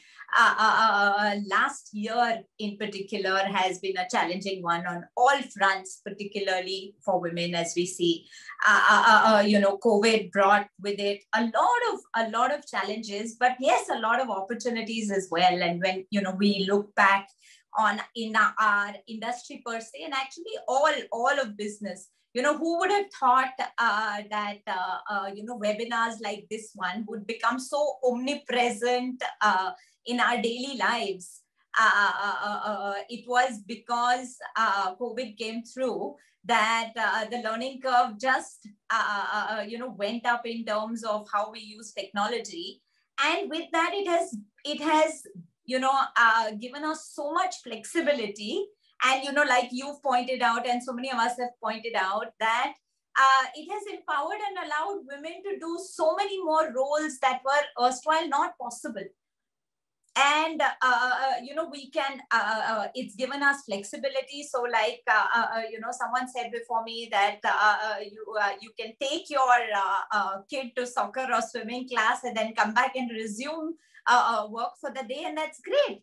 And as entrepreneurs, as you know, people looking at business, that's what we want, right? It's results. It's not the number of hours that we clock in. It's the results. And which is why, you know, there were actually three things that I wanted to really discuss on this particular day. One was, you know, that women empowerment really starts at an early age. And if I talk about my own experience, my parents were extremely clear that from a young age, education was the most important thing. And whether it was me or my brother, we both had the same exposure. Importance to education was always, and also financial independence was much more important than marriage or any other goals in life. And that was how we were brought up. And that made a huge difference in all of our thinking and in our confidence and in the way that we were nurtured. So not just the exposure in education, because really, you know, that's one thing that is a game changer today. Increased literacy rates are what will empower women, what will allow women in the workforce everywhere. In India, if we see our literacy rate in women is almost 20% behind men. And this gap is only becoming larger. In the last year, this gap has only widened, you know, especially in the rural areas where we've had you know, very little access to the internet because of the way education was done. So that's one thing that, you know, I think all of us out there who are more fortunate, who are in positions today, can really support the cause of women's literacy, because that is a hugely empowering feature, and that kind of sets up the woman for life. You know, it's teaching women to fish and you know, go out there and realize the importance of financial independence. So that's one thing that's one thing I feel extremely passionate about. The second is, I think a lot of us mentioned today, was mentoring. and how, how important it is encouraging the women in front of us, encouraging each and every. So I, for one, have, we have great stars, women stars in our organization today. And really, the insurance industry lends itself to, excellence by women. I mean, if you look at Anamika, you look at so many other women who are steering two public sector insurance companies today are helmed by women leaders. And we've always had a fair share of women leadership in insurance. The sector itself lends itself to, it provides flexibility. There are huge number of entrepreneurial opportunities in insurance. And I feel that us as leaders, as women in the industry, can really contribute to that in terms of how we mentor, how we create communities, how we empathize, how we help women come back into the industry, how we help women become entrepreneurs. Because the landscape is changing, the opportunities for becoming agents, POS, all of that is increasing multifold in the industry. So that's something I feel extremely passionate about, and that's something that we should. I think that's something that will be a game changer. And the third thing is financial planning. It's really stark and unfortunate and almost saddening that despite a lot of us being in the workforce, only 30 to 35% of women in the workforce actually take care of their financial planning. None of us, we leave that to the men folk, whether we leave it to our fathers or our fathers-in-law or our husbands, we don't take care of it. We put the salary into our bank accounts. After that, what they do with it, we don't really get involved. And that's something that I think we should partake in. And that's something that, upskilling, giving women confidence, again, through community building is something that we need to take control over, because that's complete financial independence. It's not enough just to earn that money, but to also make sure that this is how we're going to spend it, because we're great at this, right? Our emotional quotient is superior, and our ability to look forward, to have the foresight of what we would need and to balance what we need today vis-a-vis what our saving needs to be, and also not to get make impulsive decisions and go with our intuition. All of these things lend ourselves to being brilliant fund managers of our own money, at least. So let's start with that. So I think it was these three things that I wanted to highlight today. That I feel really passionate about, and I think all of these three things are some things that we all put our mind to. We can only go up there. Another thing I wanted to actually say that in the last few days, in fact, as a group, we have set up a community called Lakshmi, which does financial planning and helps women become more financially adept at managing their own finances. And it's been wonderful because, the speaker before me mentioned, that the Generation Z, some of them are absolutely they are doing some extremely cool stuff with building communities around women. And I think their sense of giving back, their sense of the importance of women empowerment is taking another, it's really up our learning curve. And it's inspiring and also heartening to see where we are going as a country of, young, inspiring women leaders. So that's all. I think my time is up, and thank you, Neha. Thank you, Supriya. I think this is exactly theme of my community. I say, we have Lakshmi, we have Saraswati, and we have Durga. So you teach a lady, you give her books, and nothing scares a man more than seeing a lady with a book, because her mind is open. Then you can't confine her. Make her financially independent. She is Lakshmi. When you pray her as Lakshmi, allow her to manage the money. and mentor her like Durga. And then you will not have a problem in your house. She will take care of you after that. She will take care of you, your house, your kids. Just give her these 3 things. And this is the exact theme I run for my community. These 3 things is what we give support to our women in the community. And I am in for these 3 things. I feel if women gets these 3 things, they are unstoppable. Absolutely. So, such a pleasure listening to you. And so glad that you started this initiative called Lakshmi. More power to you. Thank you. With that, I would want to invite our last speaker of the evening, Ms. Shreya Krishnan. She is Senior VP and Head of Marketing at Anviti Insurance. Shreya, can we have you, please? Yeah, she's here. Neha, as everybody said, congratulations. It's so nice to have somebody bright and cheerful steering these conversations, and I think very poignant, very relevant topics that came to the fore today. While a lot of people spoke about women and women in work and all of that, I'm going to exclusively focus and feature a little bit on She for She itself. 9% is the average lower pay scale that women earn compared to men. And it averages from 9 to 60% depending on the industry that people work in. 62 million girls are denied education all over the world. Okay. Only 22% of all parliamentarians around the world are women. 1 in 3 women is at some point in their lives sexually abused. Each minute, 28 girls are married off before they're even ready.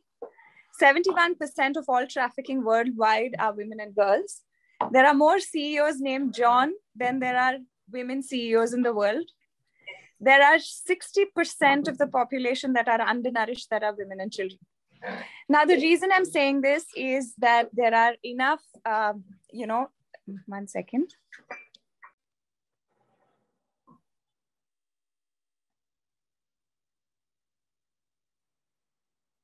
So when we look at the statistics and when we look at the numbers and how they stack up, it just doesn't help the fact that women don't back enough women. And the reason I say this is there is already a perception in the market that women bosses are difficult. Women bosses are, not essentially nurturing and caring. There's a lot of prejudice that comes both from women and men when it comes to women in leadership, right? So these perspectives are very strong and they exist. Now, it's also real to know and understand that women are biologically meant to compete with each other. Okay, so designing, when you look at evolution designed women to compete with each other for the best progeny that they could have from the best gene pool in the market. Okay, what has happened with social conditioning, what has happened over time, what has happened over a series of years of, growing up in media and what we're exposed to, these stereotypes get reinforced. Women are continuously taught to compete with each other, right? And we have to consciously make the effort to tell each other that competition's coming from a place of lack of self-worth or security, right? You're not secure in the skin that you're in, and that's what wants you to want to compete with other women. Let me bring some examples to the fore. When there is a girl child that's born into the family, who is it that's most disappointed first? It's either the mother or the mother-in-law, right? Who in the home decides that the gravy goes to the girl and the eggs or the chicken or the meat or whatever it is goes to the boy? There's constant conditioning as women grow up that they are exposed to, saying, you need to learn how to cook and clean and keep home. Because you're expected to perform these duties after you're married in the house that you go to. Let me remind you, cooking, cleaning, keeping home, managing finances are all gender neutral activities. Okay, so professions don't know gender, judgments do, right? So it's who we are as people that's going to define our skill sets, not what gender we belong to. Also, globally, when you look at it, gender is no more binary, it's a spectrum. Right? It's no more man and woman. There are people across gender spectrums. There are 22 recognized genders that exist in the world today. Man, woman, cis man, cis woman, trans man, trans woman, cis trans man, cis trans woman. And I can go on to list all of the genders that exist. So it is time that we stop looking at gender as a polar, two opposites. It's no more that. There's masculine, there's feminine, all within ourselves. And it is what we access to do what we need to do that's going to help us, right? When you look at women breaking stereotypes around the world, it is not because they're a woman, they're breaking stereotypes. It's because they choose to want to do those things. That is hence breaking stereotypes. We often tend to look at it the other way, right? Having said that, when I say women, and you'll hear this a lot, right? Women, they say, are women's worst enemies. We have enough going on around us when it comes to gender disparity that needs us to level the playing field. So why is it then that we don't rally enough when it comes to she for she? And why don't we champion other women around us enough to enable and empower them to have that level playing field? That's a big question you need to ask. All of us need to ask ourselves. And now, what usually typically happens when you look at competition and the need for competition after you move out of your home is at the workplace, right? At the workplace, more often than not, the gossip, rumor, everything starts with coffee machine conversations, and usually women are involved. If women can be conscious enough to say that we will not judge, comment, and stereotype or label another woman, half the issues that you deal with, both as an organization and as a workforce, will reduce. Because who is it that comments on who is fast, who's got too many tattoos, who's going to what dinner with whom? How does that matter, right? In reality, your skills are what is important. What you bring to the table is what is important. Are you generous? Are you kind? Are you empathetic? Are you nurturing? Are you also smart, intelligent, and bringing your best self to the table is all that matters. The world needs to become gender blind because we're all not defined by our gender. But we choose to see gender because it's the physical attribute that comes to us first. And we label and stereotype basis that. Right? Now, when you look at situations, there's a lovely Indra Nooyi, talk where she talks about put two men in a room, one not doing well, they take a loo break, and the other one says, hey, you're not on your best game, man. Why don't you buck up? Why don't you do better? She says, put two women in the same and they have a loo break, and one woman will never say, listen, I don't think you're, what happened? Where's your energy? That's a rare thing to happen. And statistically, unfortunately, it is true. And like I said, the biological evolution of wanting to compete is where it stems from, right? Women, I keep joking, saying, women don't dress up for men. Women dress up for other women, right? How you look, who you are, and the kind of stares and glances you will see, it's always the woman and, checking out the other women who are around you. Now, where does that again stem from? If it stems from an appreciative space of, wow, this is amazing. I love to I personally love to surround myself with smart, intelligent, capable women who speak their minds and who own their spaces because I'm not threatened by who they are. I celebrate them because they remind me of myself, right? So where does this differential start? It starts with us. We are bringing the stereotypes to the table. We are creating these divides. We are saying, and there are as many women or more who practice patriarchy across multiple levels than there are men. Because patriarchy as a practice has been instilled into men more by women than men themselves, right? What is it that you're entitled to? As the wife of the house, as the mother of the house, or as the mother-in-law of the house, you are setting those rules and those frameworks. Same with parenting. Parenting is gender neutral. It has nothing to do after breastfeeding. There's nothing else that's biological in a context of parenting. Yes, different people bring different skills to the table, but why does it have to be defined by gender? Nothing gets defined by gender unless you decide to define it by the gender that you think that people are belonging to. So when I speak about she for she, I believe that there's very strong merit in rallying support for one another. Maya Angelou wrote a poem saying, we rise, together we rise. And that's a beautiful, beautiful, poignant poem because it talks about the collective consciousness of women standing up for other women. When you look at the world over, issues that are happening to the world, whether it's the pandemic, whether it's climate change, whether it's anything, women are more impacted, right? the statistics stack up for that. So it is time, whether it's in the industry, whether it's in your workplaces, whether it's in your offices, to nurture and build safe workplaces for women. Because if there are enough women out there supporting the other women, workplaces automatically become more empowered, productivity automatically goes up, financial independence automatically increases. There is enough reason for economic viability of bringing more women into the workforce. And they say when you bring a woman into the workforce, she's creating 4 other jobs, that of a cook, that of a nanny, that of a house help, right? So economic viability of bringing more women into the workforce improves when you have more women coming to the fore. And oftentimes it's the women that stop the other women from doing this. As a mother, we judge other kinds of mothering, right?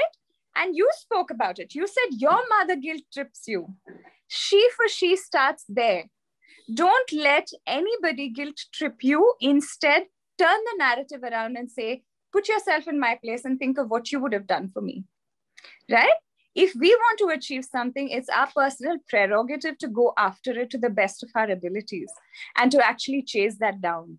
And that needs, like I said, empathy and kindness for women for women. She for she starts with you, starts with me, starts with everybody on the panel today. And we need to take it back into our workplaces, back into our homes, back to the homes of our maids, into our influence circles, onto LinkedIn, to bring these conversations and to call it out, saying, don't compete with me. We're here together. We're all fighting the same fight. We're all standing the same stance. And we need to be empowered together. And that, I think, is the most powerful she for she narrative. And I think that is what we all need to imbibe today before it's too late. And I hope it doesn't take 130 years for gender parity, because it's about high time coming.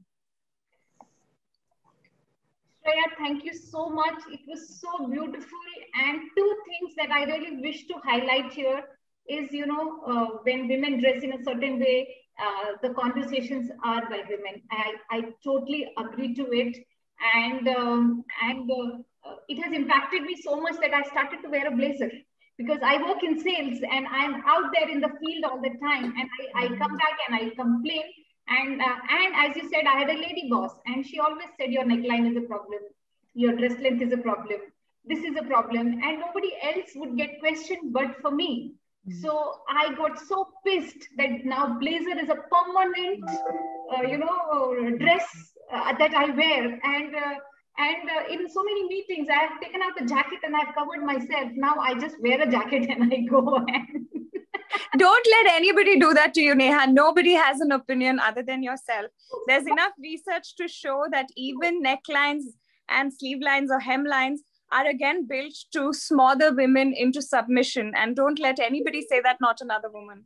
Understood that, blazer, at least they feel some madam is coming. So I said, okay. Because that channels androgynous desexualization of a woman. Now I've studied this, I've written books on it. So it's something that's very close to my heart.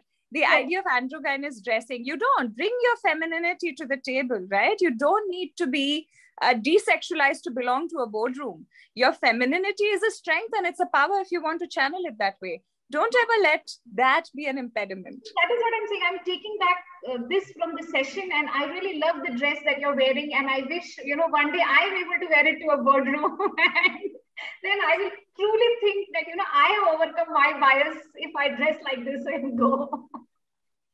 Absolutely. And you said parenting is gender neutral, and it has so much impact on a child. I will tell you, every day when I come back from work, my father calls me up, and before I ring the doorbell, coffee is ready. He picks up my kids at 5 p.m., 5 to 7, he teaches them. And by the time I go, kids finish their homework, my coffee is ready. I drink 1 cup of coffee with my father, and he makes a snack for me every single day. I eat that snack and I come, and my mother is not involved in this conversation. To more fathers like that, cheers to them. May we see them, may we be raised by them. Yes. And now my son cooks so well because he's seeing Nana doing it. So I think, parenting is gender neutral, and more people should subscribe to gender neutral parenting. It really touches my heart. Thank you so much. Thank you, Neha. Thank you. It was a pleasure. Thank you so much. I would want to thank our sponsors, SBI General Insurance. They have been very kind in sponsoring this whole event. This was possible because of them. A big thank you to you. And with this, we come to the most interesting section of the evening, the awards to be announced. So are you guys ready? Should I make the announcements? Okay, so let me start with the award announcements. The first award is Women Chief Operating Officer of the Year. It is Miss Kalpana Bharat Sampath from Primerica Life Insurance Limited. Congratulations, Miss Kalpana. The second award that we have is Women Chief Executive Officer of the Year. This award goes to Miss Bharti Ji from Family Health Plan Insurance TPA Limited. Congratulations, Miss Bharti. The third award is Women Strategy Officer of the Year. This award goes to Miss Supriya Parekh from Reliance Nippon Life Insurance Company Limited. Congratulations, Miss Supriya. The fourth award is Women Investment Officer of the Year. This award goes to Miss Jyoti Vaswani from Reliance Nippon Life Insurance Company Limited. Congratulations, Ms. Jyoti. The next award is Women Head Legal and Chief Compliance Officer of the Year. This award goes to Ms. Deepti Rustagi from Policy Bazaar Insurance, the web aggregator. Congratulations, Ms. Deepti. The next award is Women Risk Management Officer of the Year. This award goes to Ms. Nanda Sambrani. She is from Reliance General Insurance Company Limited. Congratulations, Ms. Nanda. Next award is from Marketing, the Women Marketing Officer of the Year. This award goes to Lucille Diaz from Union Assurance PLC, Sri Lanka. The next award is Women Auditor Officer of the Year. This award goes to Ms. Ritu Sethi from Future Generali India Insurance Company. The next award is Women Technology Officer of the Year, Life Insurance. This award goes to Ms. Chandra Shekhara. She is from SBI General Insurance Company. The next award is Women Underwriter of the Year. This is from General Insurance. This goes to Ms. Karima Kripesh from IFCO Tokyo General Insurance Company. The next award is Women Vice President of the Year. This goes to Ms. Pushpa Hariharan from IFCO Tokyo General Insurance. The next award is Women Achiever of the Year in ShortTech. This award goes to Shefali Sonpur. The next award is Women Achiever of the Year, Startup. This award goes to Ms. Deepti Trivedi from ILD Insurance Broker Private Limited. The next award is Women Principal Officer of the Year. This award goes to Ms. Radhika Shah from RV Insurance Broker Private Limited. So these are the awards. Congratulations to all the winners that we have. The award ceremony will happen on 22nd May in Mumbai over a lovely cocktail and dinner. Request all the winners to please join the celebration. It will be great to have you all there as beautiful people who got this award. You guys have really slogged. This is an inspiration for all of us. So it would be extremely beautiful to meet you all. With this, we are coming towards the end of the event. It has been such a beautiful evening. I think I could not have done anything better on Women's Day. I just got to meet so many amazing women, listen to such heartwarming stories, so much of inspiration I am taking back. Thank you to each one of you for taking out this time. Thank you to our sponsors. Thank you to each and every one who have made this event so beautiful, who have made this event, spotless, perfect execution. Thank you so much for all your love and support. Thank you so much. Wish you all a very lovely evening, a lovely day, whichever geography you are on.